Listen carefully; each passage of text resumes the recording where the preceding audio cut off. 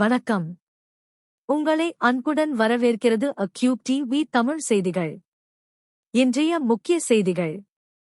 தமிழ்நாட்டு செய்திகள், தேசிய செய்திகள், சர்வதேச செய்திகள். மேலும் அறிவியல் உலகில் இடம்பெறும் புதிய கண்டுபிடிப்புகள், மனிதன் உருவாக்கிய பொது கண்டுபிடிப்புகள் மற்றும் புதுமையான முன்னேற்றங்கள் பற்றிய சிறப்பு தொகுப்பு. உலகம் முழுவதும் நடைபெறும் முக்கிய நிகழ்வுகளை நேர்மையாகவும் விரைவாகவும் நம்பகத்தன்மையுடனும் உங்களிடம் கொண்டு வரும் அக்யூப் டிவி. இப்போது செய்திகள். அக்யூப் டிவி தமிழ்நாட்டு செய்திகள். இப்போது தமிழ்நாட்டின் முக்கிய செய்திகள். தமிழ்நாட்டின் பல்வேறு பகுதிகளில் இடம்பெறும் அரசியல், சமூக, பொருளாதார மற்றும் பொதுமக்கள் தொடர்பான முக்கிய நிகழ்வுகள் உங்களுக்காக தொகுத்து வழங்கப்படுகிறது. தமிழக தேர்தல் பிரசாரத்தில் கலந்து கொண்ட அரவிந்த் கெஜ்ரிவால் கே ஸ்டாலின் குறித்து பாராட்டுக்களை தெரிவித்தார். ஸ்டாலின் அவர்கள் தமிழகத்திற்காக மட்டுமல்ல, இந்தியாவுக்காகவும் போராடி வருகிறார் என்று அவர் கூறினார். மேலும் ஸ்டாலின் தலைமையில் தமிழகத்தில் நடைபெறும் ஆட்சி மற்றும் வளர்ச்சி முயற்சிகளை அவர் சிறப்பித்தார். இதே நேரத்தில் நாட்டின் முன்னேற்றத்திற்காக ஒரே நோக்கத்துடன் எதிர்க்கட்சிகள் இணைந்து செயல்பட வேண்டும் என்றும் அவர் வலியுறுத்தினார். இந்த உரை வரும் தேர்தல்களை முன்னிட்டு அரசியல் சூழலில் புதிய பரபரப்பை ஏற்படுத்தியுள்ளது. தமிழ்நாடு சட்டமன்ற தேர்தலை முன்னிட்டு நடைபெற்று வந்த பிரசார நடவடிக்கைகள் நாளை மாலை அதிகாரப்பூர்வமாக நிறைவடைகின்றன. இதனைத் தொடர்ந்து தேர்தல் விதிமுறைகள் உடனடியாக அமலுக்கு வரும். பிரசாரம் நிறைவடைந்த பிறகு பொது கூட்டங்கள், ஊர்வலங்கள் மற்றும் வாக்காளர்களை நேரடியாக பாதிக்கும் எந்த வகையான பிரசாரமும் மேற்கொள்ள அனுமதி இல்லை. வருகிற 23ஆம் தேதி நடைபெறவுள்ள வாக்குப்பதிவை முன்னிட்டு தேர்தல் ஆணையம் பாதுகாப்பு மற்றும் ஒழுங்கு நடவடிக்கைகளை தீவிரப்படுத்தியுள்ளது. அனைத்து அரசியல் கட்சிகளும் விதிமுறைகளை கடைபிடிக்க வேண்டும் என அதிகாரிகள் எச்சரித்துள்ள நிலையில் வாக்காளர்கள் அமைதியான சூழலில் தங்கள் வாக்குரிமையை பயன்படுத்துமாறு கேட்டுக் கொள்ளப்பட்டுள்ளது. கமல்ஹாசன் தேர்தல் பரப்புரைக்காக தலைவன் இருக்கின்றான் என்ற புதிய பாடலை வெளியிட்டுள்ளார். இந்த பாடல் திமுக கூட்டணி வேட்பாளர்களுக்கு ஆதரவு அளிக்கும் வகையில் உருவாக்கப்பட்டதாக தகவல்கள் தெரிவிக்கின்றன. தேர்தல் சூழலில் வாக்காளர்களை ஈர்க்கும் முயற்சியாக இசை மற்றும் கலை வடிவங்கள் அதிகம் பயன்படுத்தப்படுவது வழக்கமாக இருந்து வருகிறது. இந்த நிலையில் கமல்ஹாசன் வெளியிட்ட இந்த பாடல் அரசியல் வட்டாரங்களில் கவனம் ஈர்த்து தேர்தல் பிரசாரத்தில் புதிய உற்சாகத்தை உருவாக்கியுள்ளது. அண்ணாமலை திமுக கூட்டணியை கடுமையாக விமர்சித்துள்ளார். கே ஸ்டாலின் மற்றும் ராகுல் காந்தி ஒரே மேடையில் பேசாதது கூட்டணியின் ஒற்றுமையை பற்றிய கேள்விகளை எழுப்புகிறது என்று அவர் கூறினார். மேலும் திமுக கூட்டணியின் அரசியல் நடவடிக்கைகள் குறித்து பல்வேறு குற்றச்சாட்டுகளையும் அவர் முன்வைத்தார். தேர்தல் சூழல் சூடுபிடித்துள்ள நிலையில் இத்தகைய விமர்சனங்கள் அரசியல் பரபரப்பை அதிகரித்துள்ளன. தேர்தல் சூழல் சூடுபிடித்துள்ள நிலையில் கோல் திருமாவளவன் நடிகர் விஜய் குறித்து முக்கிய குற்றச்சாட்டை முன்வைத்துள்ளார். விஜய் தனது அரசியல் நிலைப்பாட்டை வெளிப்படையாக தெரிவிக்காமல் மறைமுகமாக பாரதிய ஜனதாக்கு சாதகமாக செயல்படுகிறார் என்று அவர் கூறினார். மேலும் பொதுமக்கள் முன்னிலையில் தெளிவான அரசியல் நிலைப்பாடு அவசியம் என்றும் தற்போதைய சூழலில் இத்தகைய மறைமுக அணுகுமுறைகள் குழப்பத்தை ஏற்படுத்தும் என்றும் அவர் விமர்சித்தார். இந்த கருத்துகள் தேர்தல் அரசியலில் புதிய விவாதத்தையும் பரபரப்பையும் உருவாக்கியுள்ளன. ராகுல் காந்தி தமிழ்நாட்டின் எதிர்காலம் குறித்து முக்கியமான கருத்தை வெளிப்படுத்தியுள்ளார். தமிழ்நாட்டின் எதிர்காலத்தை தமிழ்நாட்டு மக்களே தீர்மானிக்க வேண்டும் என்று அவர் வலியுறுத்தினார். மாநில உரிமைகள் மற்றும் ஜனநாயகத்தின் முக்கியத்துவத்தை எடுத்துக்காட்டிய இந்த உரை தேர்தல் சூழலில் அரசியல் கவனத்தை ஈர்த்துள்ளது. மேலும் மக்கள் விருப்பம் மற்றும் தீர்மானமே அரசியல் அமைப்பின் அடிப்படையாக இருக்க வேண்டும் என்றும் அவர் குறிப்பிட்டார். நடிகர் விஜய் மற்றும் அவரது மனைவி சங்கீதா தொடர்பான விவாகரத்து வழக்கில் புதிய திருப்பம் ஏற்பட்டுள்ளது. இருவரும் நீதிமன்றத்தில் புதிய மனுவை தாக்கல் செய்துள்ளதாக தகவல்கள் வெளியாகியுள்ளன. இந்த மனுவை தொடர்ந்து வழக்கை பரிசீலித்த நீதிபதி தேவையான உத்தரவுகளை வழங்கியதாக கூறப்படுகிறது. இந்த முன்னேற்றம் காரணமாக இந்த வழக்கு மீண்டும் பொதுமக்கள் மற்றும் ரசிகர்கள் மத்தியில் கவனத்தை ஈர்த்துள்ளது. இப்போது தேசிய செய்திகள். நாடு முழுவதும் இடம்பெறும் அரசியல், பொருளாதாரம், பாதுகாப்பு மற்றும் முக்கிய தேசிய நிகழ்வுகள் உங்களுக்காக தொகுத்து வழங்கப்படுகிறது. இந்திய ரயில்வே சேவையில் பயணிகளின் வசதி மற்றும் கண்ணியம் முக்கியமாக கருதப்பட வேண்டும் என ஜனாதிபதி அதிகாரிகளுக்கு அறிவுறுத்தியுள்ளார். பயணிகள் எதிர்கொள்ளும் சிக்கல்கள், கூட்ட நெரிசல் மற்றும் அடிப்படை வசதிகள் ஆகியவற்றில் உடனடி கவனம் செலுத்த வேண்டும் என்று வலியுறுத்தப்பட்டுள்ளது. ரயில்வே சேவைகள் பயணிகளுக்கு பாதுகாப்பான, சீரான மற்றும் மனிதநேயமான அனுபவத்தை வழங்கும் வகையில் மேம்படுத்தப்பட வேண்டும் எனவும் கூறப்பட்டுள்ளது. இந்த அறிவுறுத்தல் பயணிகள் மையமாக கொண்ட சேவைகளை வலுப்படுத்தும் நோக்கத்துடன் வெளியிடப்பட்டதாக கூறப்படுகிறது. ராஜஸ்தான் மாநிலத்தின் பாலோத்ரா பகுதியில் உள்ள பச்பத்ரா எண்ணெய் சுத்திகரிப்பு ஆலையில் பெரிய தீ விபத்து ஏற்பட்டுள்ளது. இந்த சம்பவம் பிரதமர் நரேந்திர மோடி திறந்து வைக்க இருந்த இந்த மிகப்பெரிய திட்டத்தின் தொடக்க விழாவுக்கு ஒரு நாள் முன்பாகவே நிகழ்ந்தது. முதற்கட்ட தகவல்களின்படி சுத்திகரிப்பு நிலையத்தின் CDU பிரிவில் ஏற்பட்ட வெடிப்பே தீ விபத்துக்கு காரணமாக இருக்கலாம் என கூறப்படுகிறது. தீ பரவியதால் கரும்புகை வானத்தை மூடிய நிலையில் உடனடியாக தீயணைப்பு படையினர் சம்பவ இடத்துக்கு விரைந்து தீயை கட்டுப்படுத்தும் பணியில் ஈடுபட்டனர். இந்த சம்பவத்தில் உடனடி உயிரிழப்பு எதுவும் பதிவாகவில்லை என்றாலும் பாதுகாப்பு ஏற்பாடுகள் குறித்து கேள்விகள் எழுந்துள்ளன. இந்த தீ விபத்து இந்தியாவின் முக்கியமான எரிசக்தி திட்டங்களில் ஒன்றாக கருதப்படும் இந்த சுத்திகரிப்பு ஆலையின் திறப்பு விழாவை பாதிக்குமா என்ற கேள்வியும் எழுந்துள்ளது. நரேந்திர மோடி தென்கொரியா அதிபருடன் நடைபெற்ற சந்திப்பில் இந்தியா தென்கொரியா இடையிலான வர்த்தகத்தை 2030க்குள் சுமார் $50 பில்லியன், அதாவது 4,65,000 ரூபாய் கோடியாக உயர்த்த முடிவு செய்யப்பட்டுள்ளதாக தெரிவித்துள்ளார். தற்போது சுமார் $27 பில்லியன் அளவில் உள்ள இரு நாடுகளின் வர்த்தகத்தை இரட்டிப்பாக்கும் நோக்கில் இந்த இலக்கு நிர்ணயிக்கப்பட்டுள்ளது. இந்த இலக்கை அடைய சப்ளை செயின் வலுப்படுத்தல், முதலீடுகளை அதிகரித்தல் மற்றும் சந்தை அணுகலை மேம்படுத்துதல் போன்ற நடவடிக்கைகள் எடுக்கப்பட உள்ளன. மேலும் கப்பல் கட்டிடம், செயற்கை நுண்ணறிவு, பாதுகாப்பு மற்றும் முக்கிய கனிமங்கள் போன்ற துறைகளில் இரு நாடுகளும் இணைந்து செயல்பட தீர்மானித்துள்ளன. இந்த ஒத்துழைப்பு இந்தியா தென்கொரியா உறவை மேலும் வலுப்படுத்தி எதிர்கால பொருளாதார வளர்ச்சிக்கு புதிய வாய்ப்புகளை உருவாக்கும் என நிபுணர்கள் கருத்து தெரிவிக்கின்றனர். ஜம்மு காஷ்மீர் பகுதியில் ஏற்பட்ட மிகப்பெரிய சாலை விபத்தில் ஒரு பயணிகள் பஸ் பள்ளத்தாக்கில் கவிழ்ந்து விழுந்துள்ளது. இந்த விபத்தில் இதுவரை 21 பேர் உயிரிழந்துள்ளதாகவும் பலர் காயமடைந்துள்ளதாகவும் அதிகாரிகள் தெரிவித்துள்ளனர்.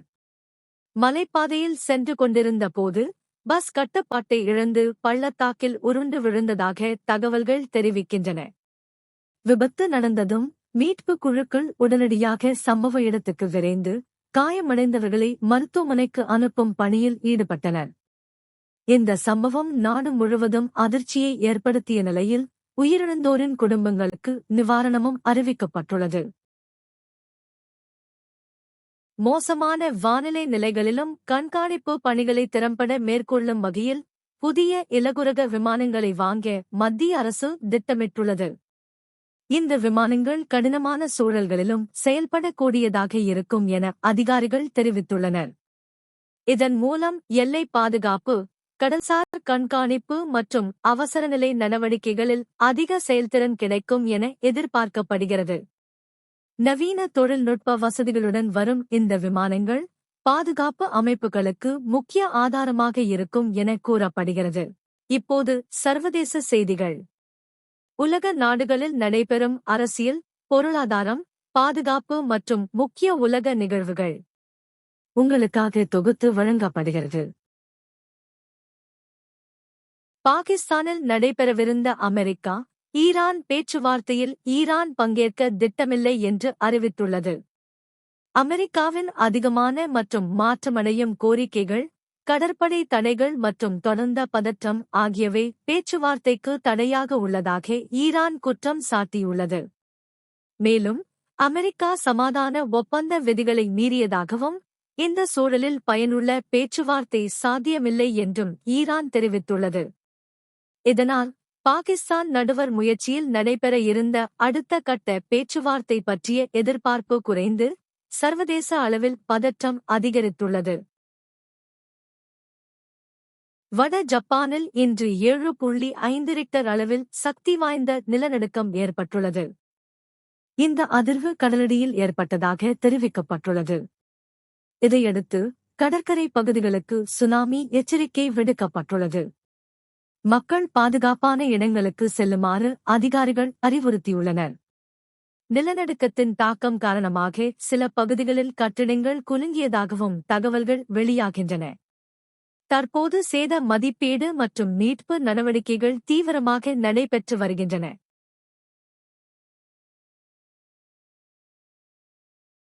அமெரிக்க கடற்படையினர் 6 மணி நேரம் நீண்ட அதிரடி நடவடிக்கையின் மூலம் ஈரானின் டாவ்ஸ்கா என்ற கப்பலை கைப்பற்றியுள்ளனர். இந்த நடவடிக்கையின் போது கப்பலின் என்ஜின் அறையில் பெரிய சேதம் ஏற்படுத்தப்பட்டதாக தகவல்கள் தெரிவிக்கின்றன. இதனால் கப்பல் இயக்கம் பாதிக்கப்பட்டு அமெரிக்க படைகள் அதை கட்டுப்பாட்டுக்குள் கொண்டு வந்தனர். கடலில் நீண்ட நேரம் நடந்த இந்த துரத்தலும் தாக்குதலும் சர்வதேச அளவில் பெரும் கவனத்தை ஈர்த்துள்ளது. இந்த சம்பவம் அமெரிக்கா, ஈரான் இடையிலான பதற்றத்தை மேலும் அதிகரிக்கக்கூடும் என நிபுணர்கள் எச்சரிக்கின்றனர். கேர் ஸ்டார்மர் தற்போது புதிய சர்ச்சைகளால் கடும் அரசியல் அழுத்தத்தை எதிர்கொண்டு வருகிறார். இந்த விவகாரம் தொடர்ந்து தீவிரமடைந்து வருவதால் எதிர்க்கட்சிகள் மட்டுமின்றி அவரது சொந்த கட்சிக்குள்ளும் எதிர்ப்பு குரல்கள் எழுந்துள்ளன. அவரது தலைமையின் மீதே கேள்விகள் எழுப்பப்பட்டுள்ள நிலையில் பதவி விலக வேண்டும் என்ற கோரிக்கைகள் பல்வேறு தரப்பிலிருந்து வலுத்து வருகின்றன. இந்த நீடித்த சர்ச்சை பிரிட்டன் அரசியலில் புதிய மாற்றங்களை ஏற்படுத்துமா என்ற கேள்வி எழுந்துள்ளது. அமெரிக்காவின் லூயிசியானா மாநிலத்தில் மிகவும் துயரமான மற்றும் அதிர்ச்சியூட்டும் சம்பவம் ஒன்று நடைபெற்றுள்ளது. ஒரு நபர் தன் சொந்த 7 குழந்தைகளையும் மேலும் ஒரு குழந்தையையும் துப்பாக்கிச் சூட்டில் கொன்றுள்ளார். பலியானவர்கள் 3 முதல் 11 வயதுக்குள் உள்ள சிறுவர்கள் மற்றும் சிறுமிகள் என அதிகாரிகள் தெரிவித்துள்ளனர். இந்த சம்பவம் குடும்பத்திற்குள் நடந்த கொடூரமாக இருப்பதால் இது குறித்து தீவிர விசாரணை நடைபெற்று வருகிறது. இந்த துயர சம்பவம் அமெரிக்கா முழுவதும் அதிர்ச்சியை ஏற்படுத்தி, குழந்தைகள் பாதுகாப்பு மற்றும் குடும்ப வன்முறை குறித்து மீண்டும் கேள்விகளை எழுப்பியுள்ளது. பாரிஸ் நகரில் 2ஆம் உலகப் போர் காலத்தைச் சேர்ந்த குண்டு ஒன்று கண்டுபிடிக்கப்பட்டுள்ளது. இந்த குண்டை செயலிழக்கச் செய்வதற்காக 450 மீட்டர் சுற்றளவில் உள்ள குடியிருப்பாளர்கள் அனைவரும் தங்கள் வீடுகளை விட்டு வெளியேறுமாறு அதிகாரிகள் உத்தரவிட்டனர். பாதுகாப்பு நடவடிக்கைகள் தீவிரமாக மேற்கொள்ளப்பட்ட நிலையில் குண்டு பாதுகாப்பாக செயலிழக்கச் செய்யப்பட்டதாக தகவல்கள் தெரிவிக்கின்றன. இந்த சம்பவம் பாரிஸில் பெரும் பரபரப்பை ஏற்படுத்தியதுடன், பாதுகாப்பு முன்னெச்சரிக்கை நடவடிக்கைகள் எவ்வளவு முக்கியம் என்பதை மீண்டும் உணர்த்தியுள்ளது. உலகளவில் எரிபொருள் விலைகள் தொடர்ந்து அதிகரித்து வரும் நிலையில், பல நாடுகள் அதன் தாக்கத்தை குறைக்க பல்வேறு நடவடிக்கைகளை மேற்கொண்டுள்ளன. சில நாடுகள் எரிபொருள் பயன்பாட்டை கட்டுப்படுத்த ரேஷன் முறையை அறிமுகப்படுத்தியுள்ளன. இதன் மூலம் மக்கள் தேவைக்கு ஏற்ப மட்டுமே எரிபொருள் பயன்படுத்தும் வகையில் கட்டுப்பாடு விதிக்கப்பட்டுள்ளது. மற்ற சில நாடுகள் பொதுமக்களுக்கு நிவாரணமாக இலவச பேருந்து சேவைகளை வழங்கி வருகின்றன. இது மக்கள் செலவை குறைக்க உதவுகிறது. எரிபொருள் விலை உயர்வு உலக பொருளாதாரத்தையே பாதிக்கும் நிலையில் அரசுகள் உடனடி தீர்வுகளை கொண்டுவர முயற்சித்து வருகின்றன. மேலும் அறிவியல் உலகில் இடம்பெறும் புதிய கண்டுபிடிப்புகள், மனிதன் உருவாக்கிய புது கண்டுபிடிப்புகள் மற்றும் புதுமையான முன்னேற்றங்கள் பற்றிய சிறப்பு தொகுப்பு உங்களுக்காக தொகுத்து வழங்கப்படுகிறது. சூரிய ஒளியும் தண்ணீரும் மட்டும் பயன்படுத்தி எரிபொருள் தயாரிக்க முடியும் என்றால் நம்புவீர்களா? விஞ்ஞானிகள் தற்போது ஒரு புதிய ரியாக்டரை உருவாக்கியுள்ளனர். இது போட்டோகேட்டாலிட்டிக் ஷீட்ஸ் மூலம் நீரை ஹைட்ரோஜன் மற்றும் ஆக்சிஜனாக பிரிக்கிறது. இந்த ஹைட்ரோஜன் தான் கிரீன் ஹைட்ரோஜன். மாசு இல்லாத எதிர்கால எரிபொருள். ஆனால் ஒரு சிக்கல் இருக்கிறது. இப்போது உலகில் தயாரிக்கப்படும் ஹைட்ரஜனில் 0.1% மட்டுமே கிரீன் ஹைட்ரோஜன்.